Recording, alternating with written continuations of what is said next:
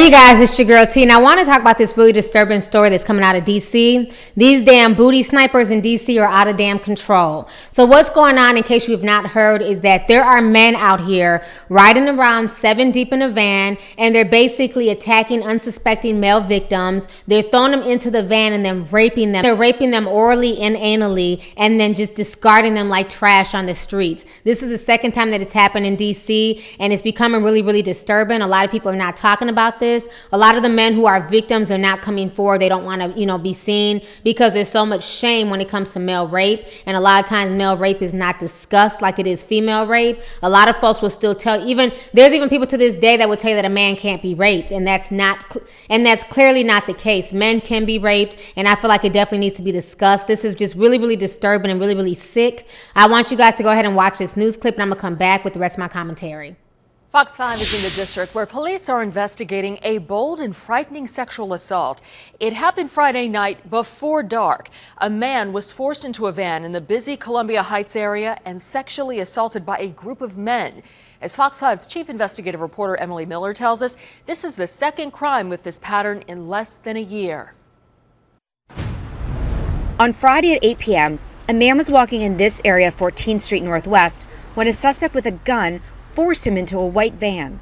The male victim was kidnapped and sexually assaulted. It represents a change in what's going on out here on the streets, that we have a group of people that are specifically looking to target, kidnap, and sexually assault men. That is a very, very profound event, and it's a change in what we're used to investigating. The police are looking for 7 suspects. Only one can be specifically described as Hispanic.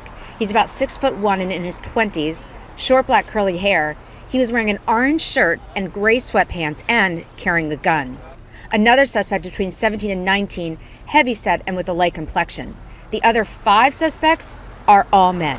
This bold sexual assault was remarkable for 2 reasons. Grabbing a man off a busy street like this, but also a man being gang raped. But this is the second time a crime just like this has happened in DC in just 7 months.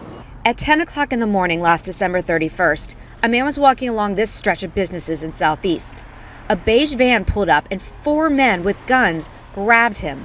They drove to another location where they raped him.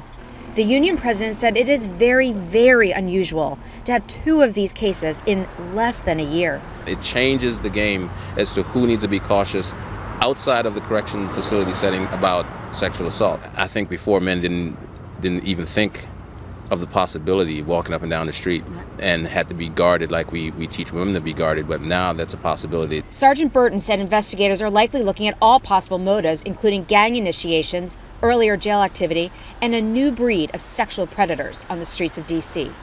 From Washington, Emily Miller, Fox 5 Local All right, News. so you guys just watched that disturbing news clip. I think the thing that bothers me the most is, how do you get 7 guys together to basically come up with this plot and to think that it's okay to go grab another man and go rape him? It's like, have we sunk in that far as a society? The morals just gone out here where 7 guys can come together and think this is okay. You know what I'm saying? That 7 guys are willing to rape another man. This is just really, really sick and disturbing. This is no different than the men who are out there in Detroit raping women in front of their boyfriends. This is just sick. I could see if it was one lone man, but there's 7 people involved in this. Just like in the Detroit case, there were 3 guys involved in that. These guys have not been caught. They don't even know who these guys are. The only description they have right now is that one of the guys is Hispanic. But this is why a lot of guys need to be really careful and be mindful, just like us women have to be mindful when we're out here walking around late at night, or if you're walking by yourself. A lot of guys out there might want to start carrying guns just to protect themselves. But this is really, really scary to know that you can just be walking down the street and you can literally be jumped into a van and be anally raped by some sickos out here.